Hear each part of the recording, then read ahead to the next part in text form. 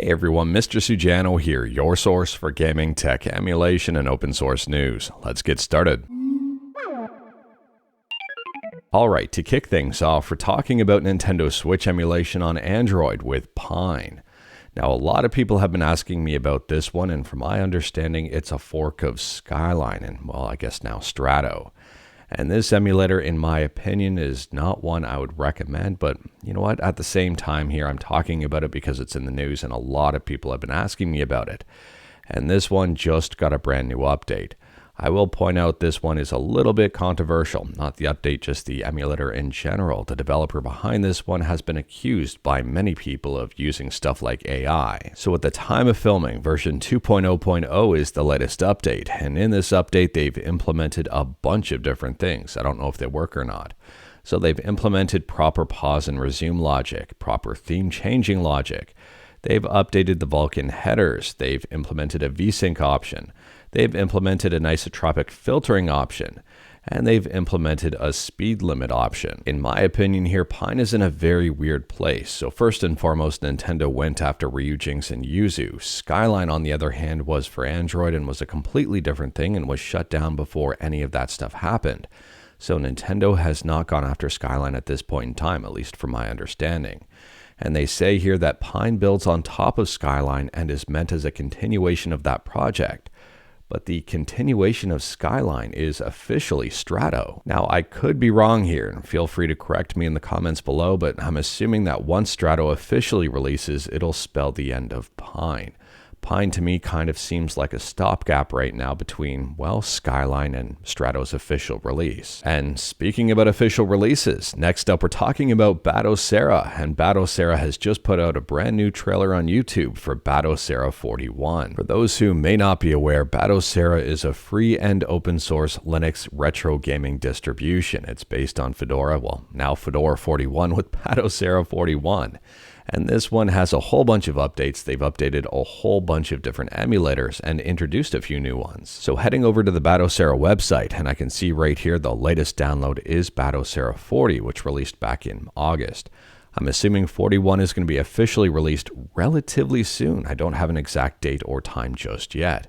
But either way, if you are curious about learning more about anything we talk about in any of my videos, link will be in the description right at the bottom. I link to everything I talk about. And next up here, we're talking about Mega Man. If you're a fan of Mega Man, if you're a fan of fan games, and if you're a fan of free games, you might like this news here.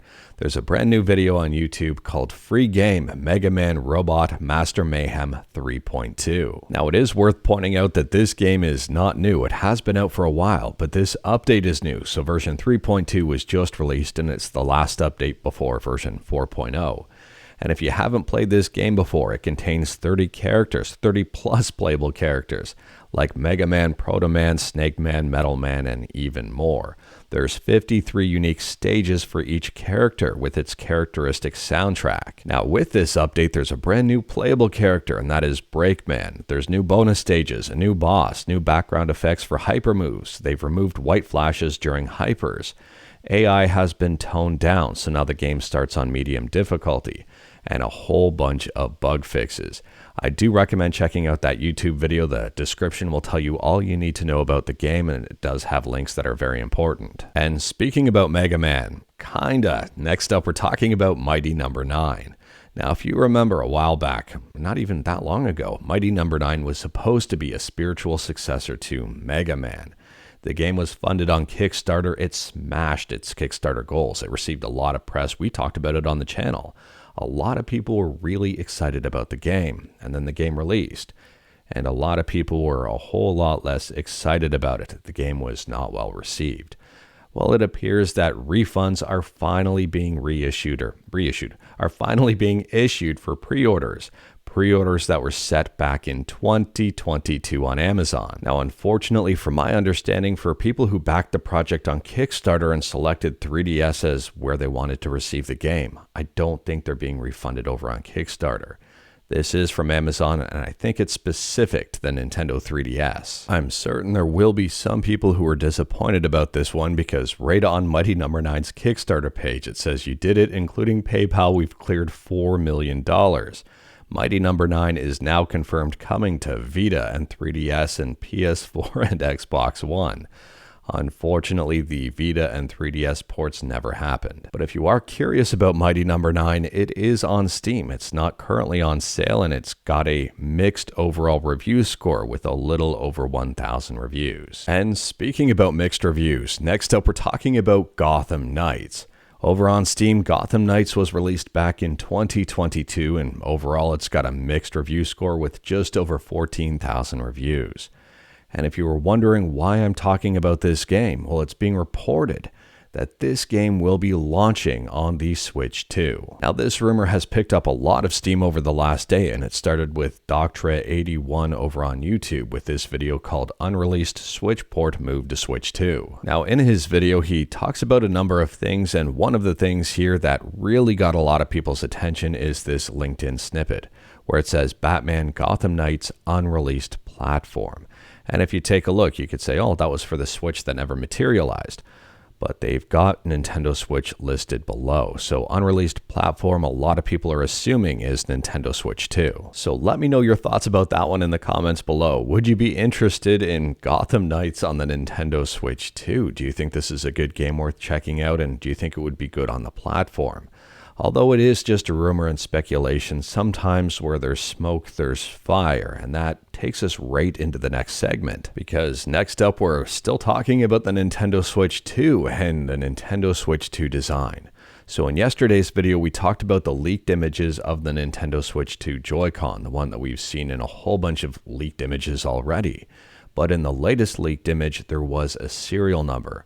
Well, someone took that serial number and put it on Nintendo's website to see if it was real or not, and it turns out this serial number may have been real. So here's an image of the serial number they pulled off and put into Nintendo's warranty website. And they checked the warranty, and the warranty status is, unfortunately, we were not able to determine the warranty status of your product. And you may look at that and says, well, that doesn't say anything at all. However, if they change one number there, then Nintendo's website says it's an invalid serial number. So the serial number from the controller or from the Joy-Con or whatever they're calling it now is valid. And on a side note here, something I missed in yesterday's leaked images, but a lot of people didn't seem to miss, was the potential for an IR or optical sensor embedded right in the Joy-Con. That's kind of what it looks like. And if that is the case, the Joy-Con could potentially be used as something like a mouse, something very similar to the Lenovo Legion Go, where Nintengod here says, Nintendo once again setting the standard. I may disagree with that because that's a feature borrowed from another console. And speaking about rumors and how sometimes they're true and sometimes they're not, next up we're talking about the Steam Deck 2. There was a bunch of rumors yesterday that started saying that there was going to be a Steam Deck 2, and with that Steam Deck 2, it was going to feature the AMD Ryzen Z2. Now, interestingly, it appeared this rumor started from AMD themselves when they showcased a slide here for the AMD Ryzen Z2 series processors, and showed it in a Lenovo Legion Go, Asus ROG Ally, and Valve Steam Deck. And that's where the Steam Deck 2 rumor started. Now, if you remember, Valve said they weren't really going to do small updates to the Steam Deck and weren't really planning on a Steam Deck 2 anytime soon because they wanted to continue on supporting the Steam Deck. And this would kind of go against that philosophy. Anyways, it turns out this rumor is 100% false. So over on Blue Sky, the person working on the Steam Deck says there is and will be no Z2 Steam Deck, guessing the slide was meant to say the series is meant for products like that, not announcing anything specific. So there you have it, right from Valve. And speaking about rumors, this one here may be true, and we're probably not going to have to wait long at all to find out. But it's being reported that the Raspberry Pi 5 is getting a 16GB variant very soon. This whole rumor started with someone seeing multiple Raspberry Pi 5 boards with 16GB RAM markings printed on them. So we'll have to wait and see, and not very long at all. It's being reported that Raspberry Pi may announce this as early as January 8th at CES. I'm very curious about this one. I'm very excited about this one because I think that could be a good move for the Raspberry Pi 5. Yes, for huge things, the CPU and GPU are going to hold the Pi 5 back. But at the same time, for projects that need a lot of memory, this may be a very good option. Next up, we're quickly talking about the PlayStation 5, and I think this is more of just a fun fact here. It appears that there's a split between people who put the console into rest mode for automatic updates and people who don't. It's a 50-50 split. And that's the driving factor behind the PS5 Welcome Hub. I'm not going to lie here, I am very curious to hear from you. If you've got a PS5, do you put it into rest mode for automatic updates when you're not using it, or do you just shut it off completely? For me, even with a PS4, sometimes I would put it into rest mode and other times I would just shut it off completely because I'd be worried about power interruption while I'm not using it, if I wasn't going to be using it for a while. Either way, let me know here if you've got a PS5 because I'm very curious to see. I'm assuming it's going to be close to a 50-50 split. And speaking about PS5 and fun facts, next up is a quick fun fact about Shift Up, the studio behind Stellar Blade. It turns out they're gifting employees, all of them, a PS5 Pro as well as $3.4 thousand. Now, I don't know about you, but to me that's a nice gesture. I mean, Shift Up isn't huge, but it's not small either. It's got 300 employees, and that probably cost them quite a bit of money. I mean, that's a lot better than a pizza party for the success of Stellar Blade. Either way, here they do plan on bringing Stellar Blade to PC, hopefully for 2025, but we'll have to wait and see. Maybe this will encourage them to work a little harder? I don't know. Let me know your thoughts about this one. Next up here, if you're a fan of Grand Theft Auto 5 and a fan of Liberty City, it seems the team has modded Liberty City into Grand Theft Auto 5, and this seems like a very extensive mod.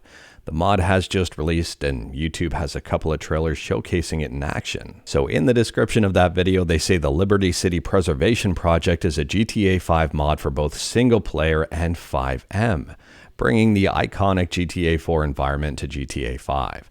This includes the map, vehicles, pedestrians, interiors, ambiance, radio stations, and more.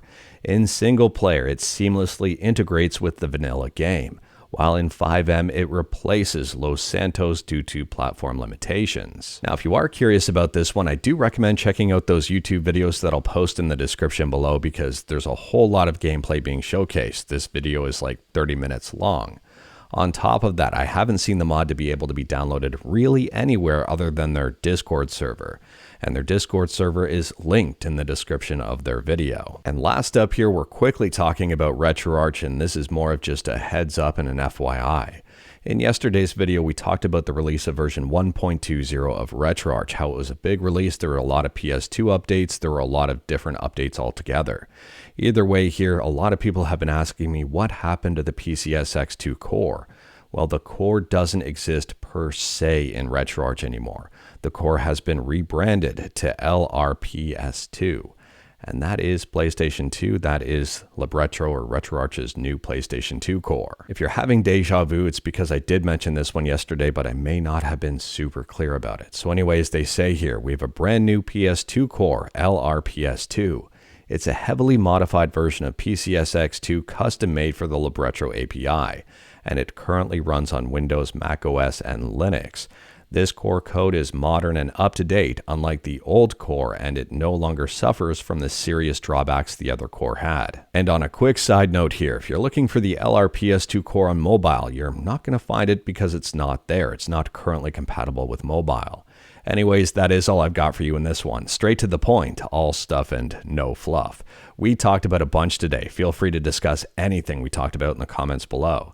If you like this video, leave a like. If you didn't like this video, leave a like. Hit that subscribe button, check out my other videos, go on outside, get some fresh air and touch some grass, or maybe just explore.